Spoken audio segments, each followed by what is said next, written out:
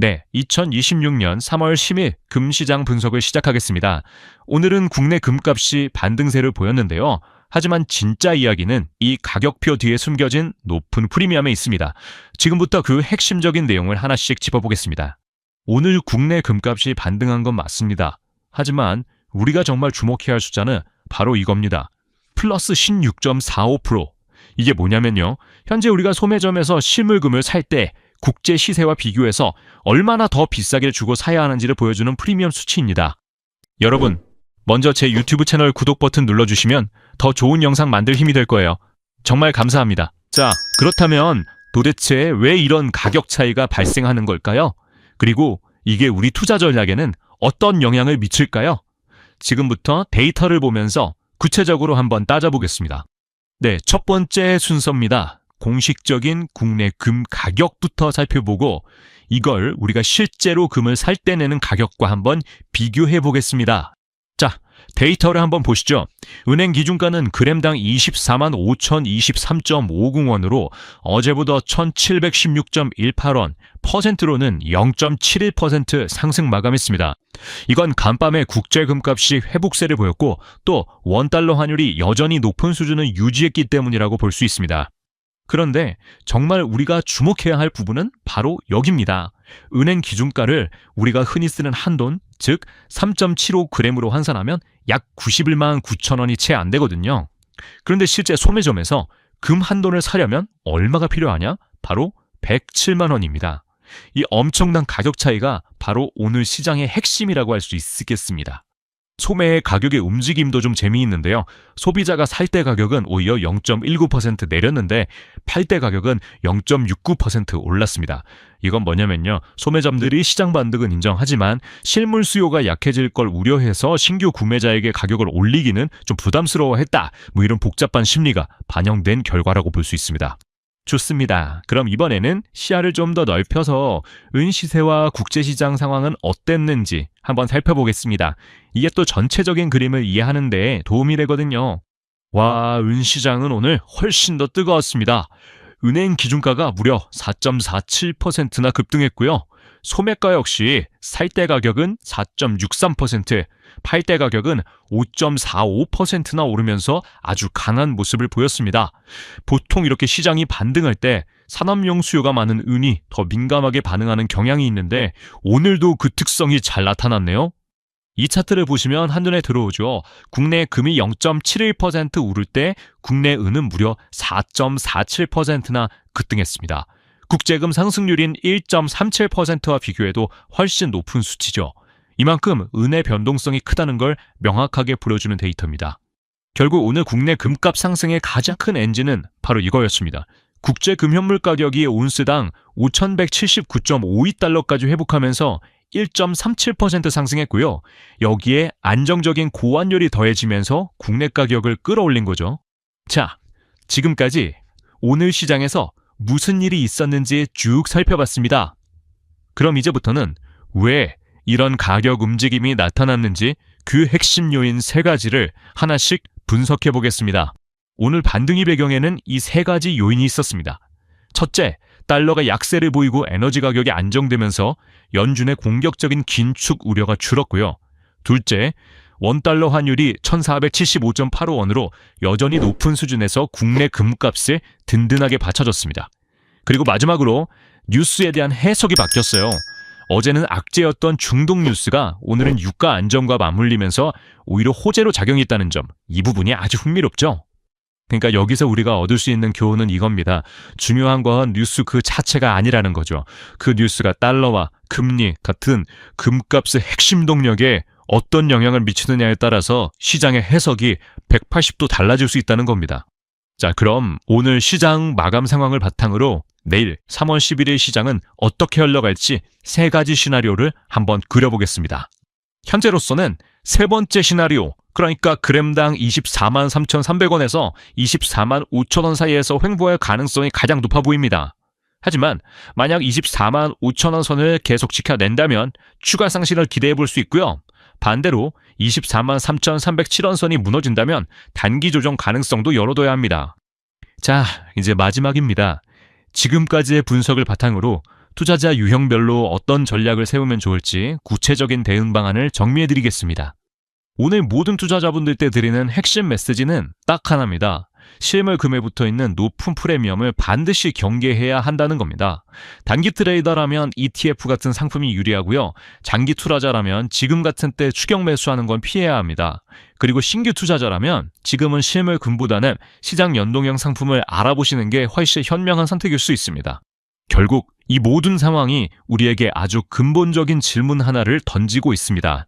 지금 시장은 분명 살아날 조짐을 보이고 있는데 진입 비용은 너무 높단 말이죠. 그렇다면 오늘날의 금시장에서 우리가 말하는 가치란 과연 무엇을 의미하는 걸까요? 여러분은 지금 자산 그 자체를 사는 걸까요? 아니면 비싼 프리미엄을 사는 걸까요? 오늘 준비한 내용은 여기까지입니다.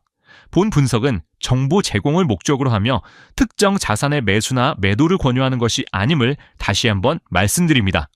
모든 투자 결정과 그에 따른 책임은 투자자 본인에게 있다는 점 꼭 기억해 주시기 바랍니다. 바로 이 숫자 1475.6원입니다. 이게 최근 장중에 환율이 한때 여기까지 치솟았던 레벨이에요. 전날보다 거의 1% 가까이 급등한 건데 이게 단순히 숫자가 좀 올랐다 이런 의미가 아닙니다. 시장의 불안 심리가 다시 꿈틀거리고 있다는 아주 강력한 신호탄이거든요.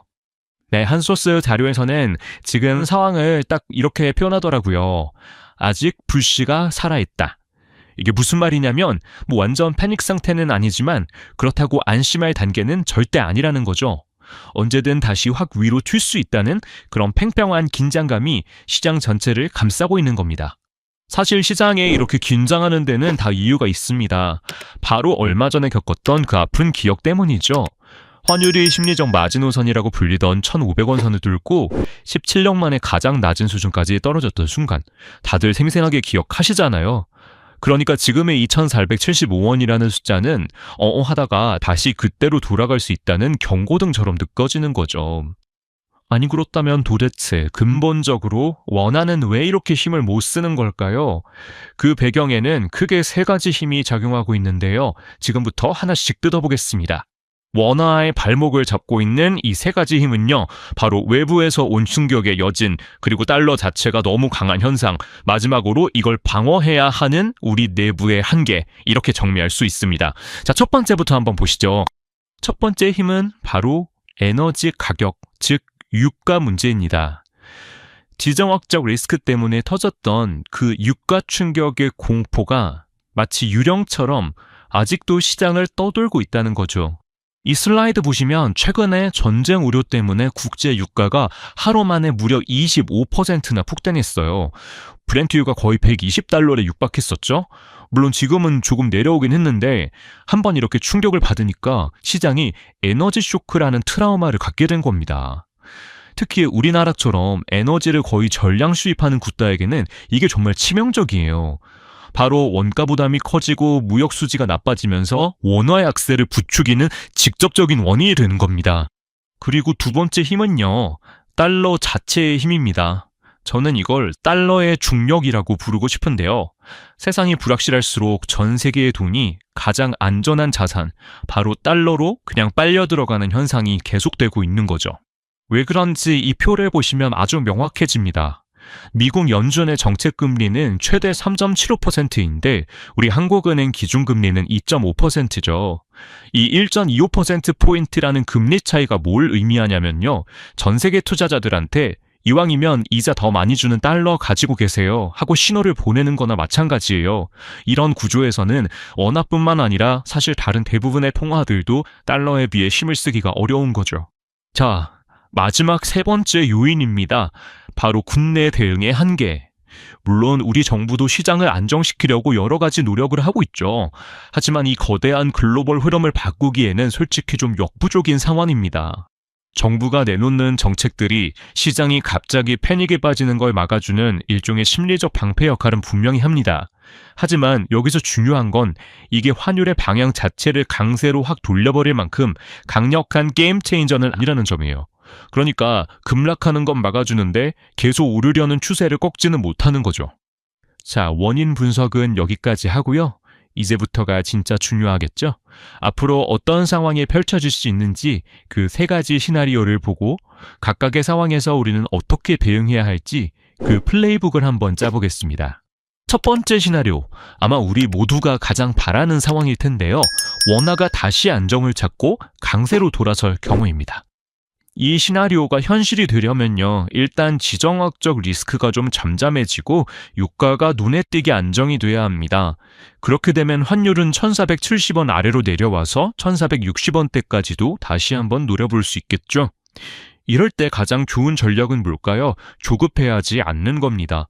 섣불리 막 추격해서 사기보다는 꼭 환전이 필요하다면 시기를 한 두세 번 정도로 나눠서 평균 매입가를 낮추는 지혜가 필요한 때입니다.